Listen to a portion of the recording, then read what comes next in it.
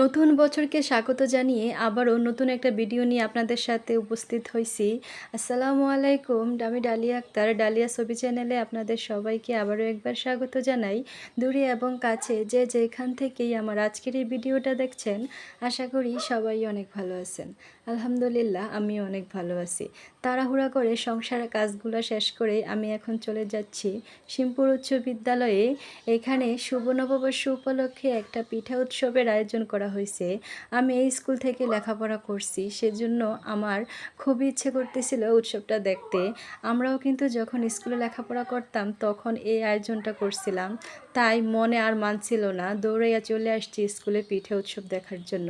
আপনারাও আমার সাথে পিঠা উৎসব দেখতে থাকেন। শরবত কত করে? 20 টাকা, 20 টাকা এটা বলি না, আমি 30 কেজি দিই। এটা কি মোহাম্মদ শরবত। মহাপুর শরবত কত? 25 না দধি কত করে? টাকা। আমার ভর্তা টক না মিষ্টি? টক ঝাল মিষ্টি। এই কি ডিমের 20 টাকা। ডিমের পিঠা? আর এই কি জামাই পিঠা। জামাই পিঠা? জামাই আসলে দিয়ে এটা কি 30 টাকা। আইডা আমার। দিয়ে কত তুই? আমি তো 60 টাকা। তোমার দোকানদার গুলো ঠিক আছে? কোন ক্লাস? শিমপুর উচ্চ বিদ্যালয়ের অষ্টম শ্রেণীর ছাত্রছাত্রীরা মিলে তাদের এই নববর্ষ উপলক্ষে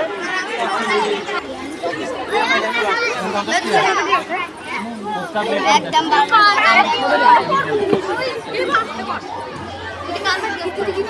হাতে গরম ঢিলে দাও।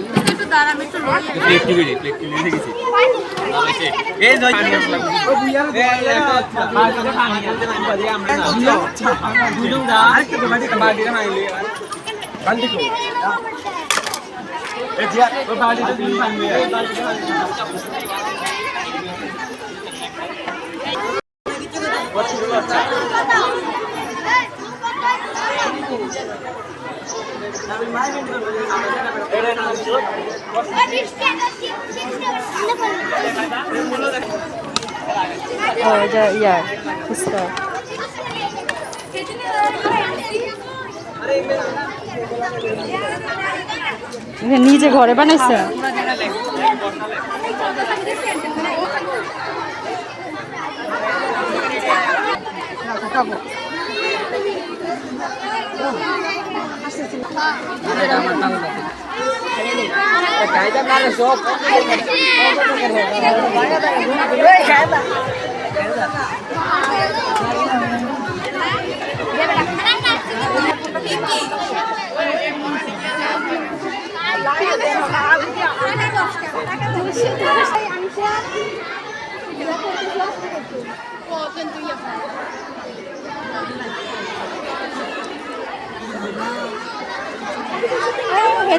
বাচ্চারা যে এত সুন্দরভাবে আয়োজনটা করবে আমি কিন্তু ভাবতেও পারি নাই।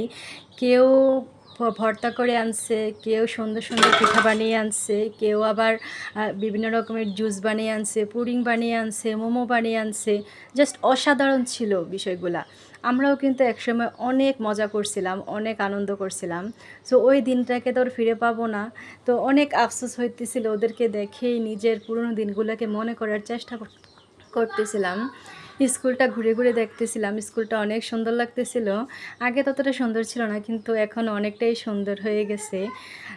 বাচ্চারা এত আগ্রহ করে, এত উৎসাহিত হয়ে যে দোকানগুলো দিছে, এগুলো কিন্তু অনেক সাহসের ব্যাপার। আমরাও কিন্তু একসময় এরকম সাহসের সাথেই করছিলাম। মাঝখান দিয়ে কিছুদিন বন্ধ ছিল, এইভাবে করে নাই দোকান কেউ।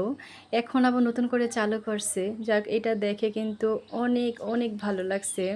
যেহেতু আমি প্রথমেই চলে গেছিলাম, সেহেতু এখানে একটু কাস্টমার কম আছে।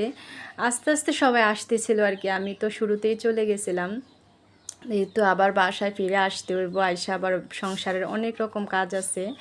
মনটা মানছিল না, সেজন্য মনে করলাম যে একবার হইলেও আমাকে ওই উৎসবটা দেখতেই হবে, তাই চলে গেলাম। এখন আমি বাসায় চলে আসছি।